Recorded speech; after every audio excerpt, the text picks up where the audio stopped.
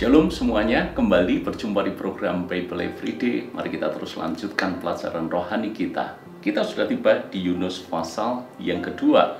Di pasal yang pertama kemarin, saya rangkum sedikit bahwa Yunus berusaha lari daripada panggilan Tuhan. Tuhan mengendaki Yunus pergi ke Niniwe, bukannya taat dan pergi ke Niniwe untuk menyerukan pertobatan kepada mereka, tetapi yang dilakukan Yunus justru mencoba menjauh dari kota Niniwe, hendak pergi ke Tarsis.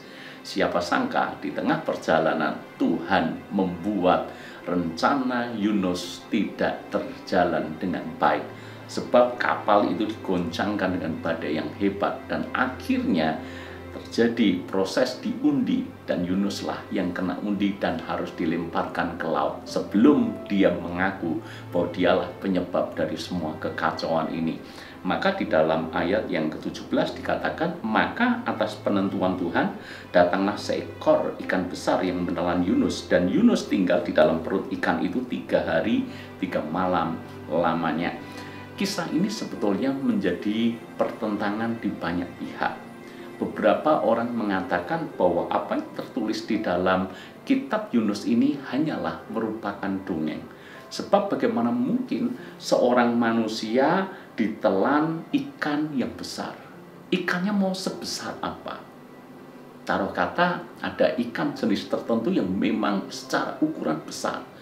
Sebut saja ikan paus mungkin, atau ikan hiu putih mungkin. Secara ukuran cukup bisa menelan seorang manusia. Tetapi yang menjadi pertanyaan, bagaimana mungkin seorang manusia bisa bertahan di perut ikan selama 3 hari 3 malam lamanya? Apakah ini benar-benar cerita nyata, ataukah ini hanyalah sebuah dongeng saja?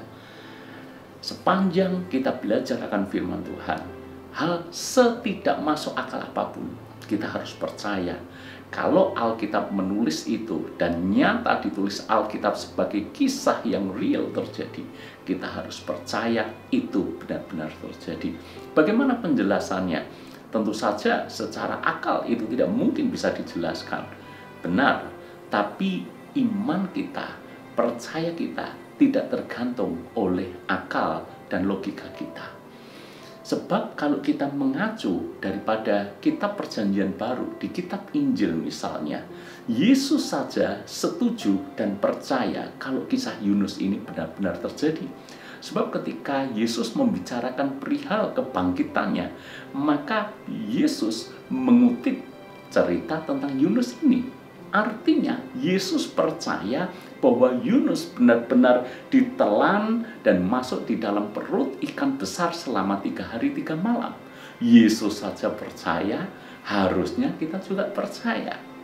Itu kebenaran dan prinsip yang mesti kita pegang, supaya kita tidak diombang-ambingkan oleh orang-orang yang mengaku dirinya pintar, yang menuhankan otak dan pikirannya.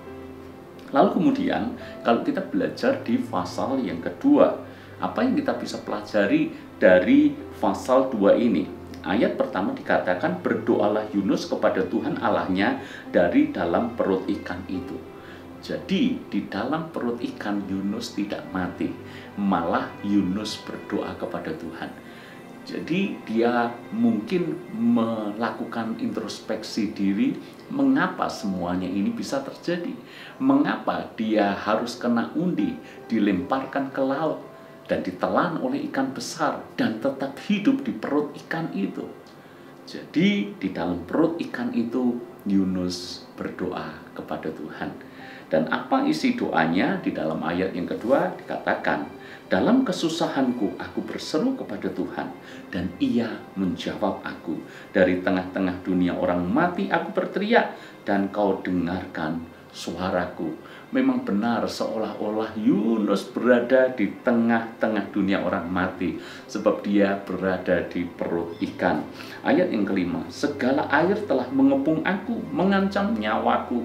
Samudera raya merangkum aku, lumut lautan membelit kepalaku. Ayat yang ketujuh, ketika jiwaku letih lesu di dalam aku, teringatlah aku kepada Tuhan, dan sampailah doaku kepadamu ke dalam bait-Mu yang kudus. Kesimpulan saya sederhana, kapan Yunus teringat akan Tuhan? bukan ketika dia menerima panggilan Tuhan, bukan ketika Yunus berada di kapal yang membawanya ke Tarsis. Kapan dia teringat kepada Tuhan? Justru ketika dia berada di perut ikan. Itulah manusia. Seringkali ingat Tuhan justru ketika masa-masa sulit terjadi, ketika dia dihimpit, ketika seolah tidak ada pengharapan, ketika seolah semuanya mati, barulah teringat akan Tuhan. Ini menjadi pengingat buat kita semuanya. Mengapa kita harus ingat Tuhan kalau sudah dalam kondisi terdesak, kepepet seperti itu? Mengapa kita ingat Tuhan harus setelah kita mengalami berbagai macam badai kehidupan, dibuang ke sana kemari, ditelan sana kemari, dan seolah-olah kita hendak habis dan selesai, baru kita ingat Tuhan. Tetapi puji Tuhan, jauh lebih baik teringat di masa sulit daripada tidak ingat sama sekali. Jadi saudara-saudara, kita bisa saja ingat Tuhan ketika kita mengalami masa-masa penderitaan, masa kesengsaraan, masa pengalaman lembah. Tidak apa, karena memang Tuhan kadang-kala pakai itu untuk membawa kita kembali kepadanya. Seperti halnya Yunus dibawa Tuhan kembali kepada panggilannya, justru ketika dia berada di perut ikan. Jadi hal pertama yang kita mempelajari dari pasal yang kedua, kadang-kala Tuhan bisa pakai masa-masa sulit untuk membuat kita ingat kepada Dia. Dan hal kedua yang kita bisa pelajari di dalam ayat yang ke-10 dikatakan, lalu berfirmanlah Tuhan kepada ikan itu, dan ikan itu pun memuntahkan Yunus ke darat. Begitu Yunus meresponi dengan benar, begitu Yunus mengaku dia salah, mengaku dia bertobat, dan mau hidup dalam panggilan Tuhan, maka saat itu juga Tuhan berfirman kepada ikan itu, dan ikan itu pun memuntahkan Yunus ke darat. Begitu mudah Tuhan untuk memulihkan keadaan kita. Begitu mudah bagi Tuhan untuk membawa hidup kita keluar dari situasi yang selama ini memenjarakan kita, menelan kita, membuat seolah-olah kita berada di dekat kematian. Begitu mudah Tuhan untuk membawa pemulihan. Semudah Tuhan membalikkan tangan. Yang perlu kita justru pelajari di sini adalah respon hati kita. Tuhan mudah memulihkan hati kita. Tuhan mudah memulihkan keadaan kita. Tapi yang paling penting bagaimana respon kita.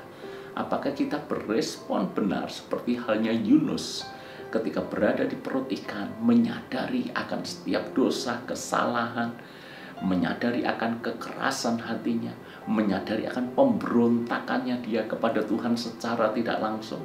Sebab Nabi harusnya melakukan persis apa yang diminta oleh Tuhan, tapi Yunus malah menjauh daripada Tuhan. Begitu Yunus sadar, bertobat, dan mau kembali ke jalan Tuhan, Tuhan memulihkan keadaan Yunus. Hal yang sama berlaku dalam hidup kita semuanya. Saya tidak tahu dengan pergumulan Anda hari ini, tetapi kalau kita ingin keluar dari masa-masa sulit, bagikan kita inginnya keluar dari perut ikan yang selama ini menelan kita, hanya satu yang mesti kita lakukan: mencari Tuhan, bertobat dengan sungguh-sungguh, dan kita mau hidup dalam panggilan dan rencana Tuhan. Percayalah, ketika kita berkata ya untuk kehendak Tuhan, Tuhan bisa mengubah kehidupan kita secara total, bahkan secara radikal. Sehingga apa yang tidak pernah kita bayangkan, Tuhan bisa kerjakan itu bagi kita semuanya. Tuhan memberkati.